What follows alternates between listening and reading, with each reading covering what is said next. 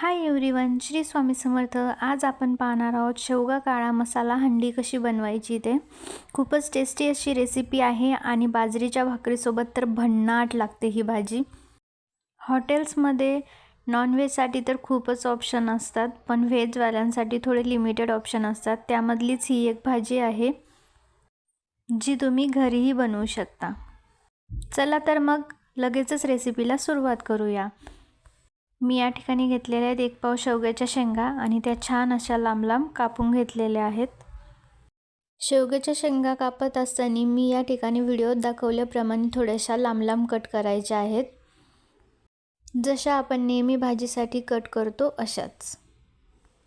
आपण जेव्हा पण गावाकडच्या हॉटेल्स किंवा ढाब्यावरती जातो त्या ठिकाणी अतिशय अप्रतिम चवीची अशी ही भाजी मिळते. अगदी तशी सेम चवीची भाजी आज आपण बनवणार आहोत.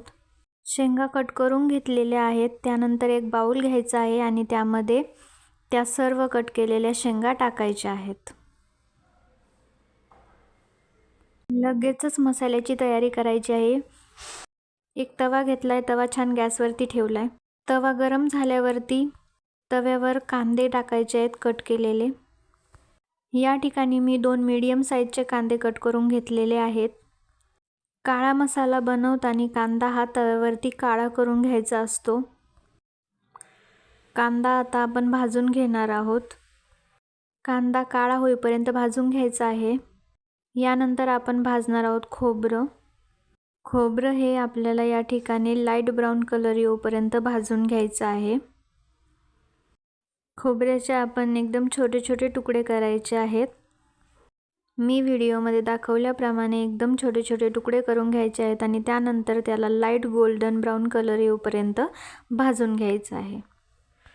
खोबरं भाजत असताना तुम्ही या ठिकाणी 1 चमचा तेलही घालू शकता. खोबरं भाजत असताना सतत स्टर करायचं आहे, जेणेकरून दोन्ही साईडनी खोबरं भाजून निघेल. आपलं खोबरं छान लाईट ब्राऊन कलर येऊपर्यंत भाजलेलं आहे. यानंतर आपण लगेचच धने भाजणार आहोत. 2 चमचे धने आपण या ठिकाणी घेणार आहोत आणि ते भाजून घेणार आहोत. धन्यांनाही लाईट ब्राऊन कलर येऊपर्यंत भाजायचं आहे. यानंतर मी लगेचच फुटाणे भाजून घेणार आहे.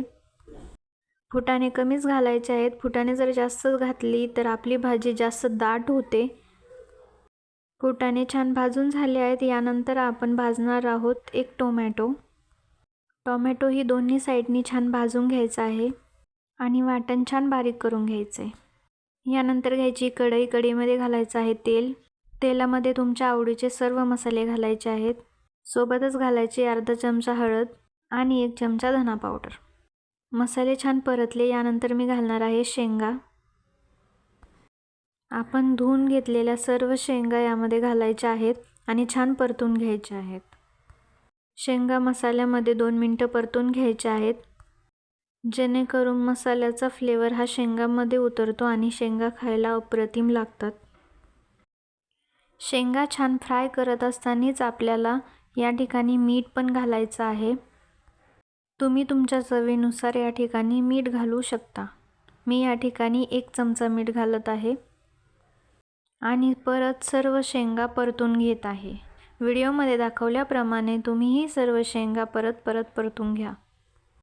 यानंतर आपण घालणार आहोत आपण बनवून ठेवलेल्या काळ्या मसाल्याचं वाटण.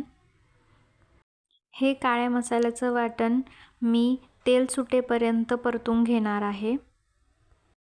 अगदी लो किंवा मीडियम गॅसवरती आपण हे काळ्या मसाल्याचं वाटण परतून घेणार आहोत. व्हिडिओमध्ये दाखवल्याप्रमाणे तुम्हीही हे वाटण छान परतून घ्यायचं आहे. तुम्ही पाहू शकता वाटणाला छान तेल सुटलं आहे. यानंतर आपण यामध्ये घालणार आहोत पाणी. जेवढा तुम्हाला रस्सा हवा असेल तेवढं पाणी तुम्ही या ठिकाणी घालायचं आहे.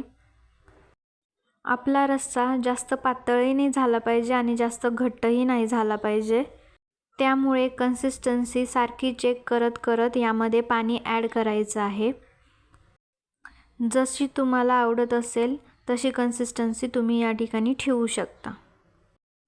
पण भाकरीसोबत खातोय म्हटल्यावर थोडासा पातळच रस्सा छान लागतो.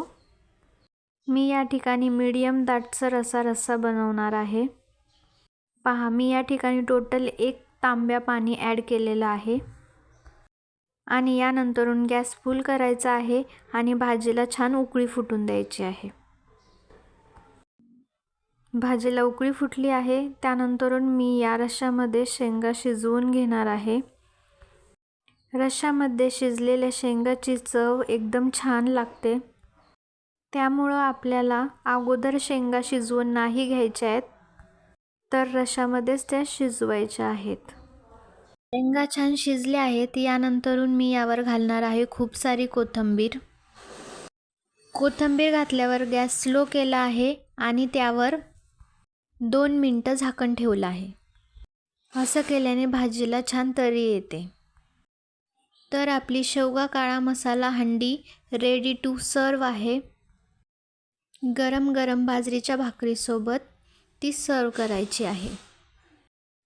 Thank you for watching my video. Like and subscribe to my YouTube channel.